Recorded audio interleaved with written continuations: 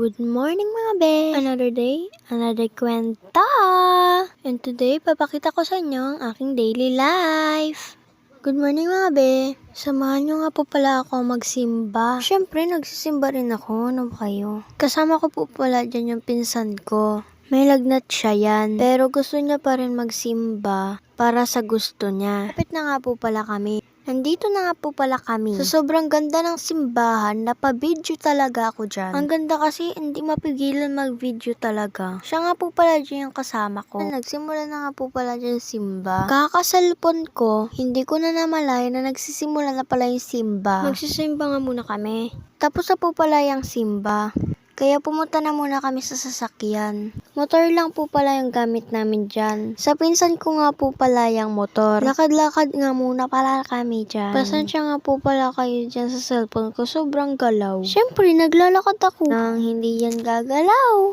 Charot! Yan nga po pala yung gamit naming motor. Hindi nga muna pala kami uuwi na. Sabi ng pinsan ko, mag-almusal daw muna kami. Dahil parehas kami hindi pa nakapag-almusal. Nagpark nga muna po pala kami dyan ng motor. Siyempre, maglakad ulit tayo. At pupunta na tayo sa pagbibilihan ng almusal. Kahanap pa pala kami dyan ng pagkakainan. Sarado na kasi yung dapat namin pagkakainan. Hindi ko nga po pala mabibidyo yung pagkakain na kami. Bago kami uuwi, bibili muna kami ng cake. Dahil anniversary ng pinsan ko. I mean, silang magjowa. Alang siya lang. Ano ba kayo? Charot! Pupunta nga po pala kami dun sa pinagbibili ng tinapay kasi dun nga po pala yung meron. Ang slice lang naman yung bibilin namin. Anniversary lang naman yon. Nandiyan na nga po pala kami sa pagbibili ng cake. Grabing init nga po pala dyan. Pero sa initan pa rin niya pinark yan. Mahirap nga po pala yung stand. Kaya bumaba muna yan yung pinsan ko. Hindi nga po pala namin alam kung meron pa ngayon. Diyan nga po pala kami bibili. At sabay na ubusan pa kami. Matagal pa naman gusto bilhin yun ng ate ko or pinsan ko. Puro tinapay na nga lang po pala yan. Malamang tindahan niya ng tinapay. Sa sobrang gustong bumili ng pinsan ko ng cake na yon, hindi muna kami umuwi sa bahay. Lumayo pa muna kami. At naghanap ng iba pang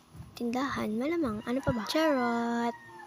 Lapit na nga po pala yung pagbibilihan namin ng cake. Pero di rin namin alam kung meron pa ba. Busy nga po pala ako kaya hindi na muna ako nakakapag-vlog. Marami kasing assignment tsaka busy sa mga gawaing bahay. Kaya hindi muna ako nakakapag-vlog kasi nga diba busy nga yung taong ini. Back to the bilihan ng tinapay. Ay, cake pala. Hindi pala tinapay. Rado nga po pala yung pagbibilihan namin kaya yung kamay ng pinsan ko ganon. Tapos nakita pa namin tong mga gown. Ang gaganda, grabeness. Tapos nakita namin tindahan tito namin kaya napavideo talaga ako dyan. Uuwi na nga po pala kay Minan kasi wala naman talaga kaming nahanap. Usapan namin dalawa ng pinsan ko, bibili lang kami ng tinapay. Pero dyan lang sa malapit. Pero napalayo pa kami na. Tapos wala pala kaming nabili, diba? Kaya ang ginawa namin, umuwi na lang kami. Tapos sabi ko sa kanya, bumili na lang siya ng ingredients para sa cupcake. Kaso ayaw niya, sayang daw sa pera. Yun nga lang po pala. Bye-bye!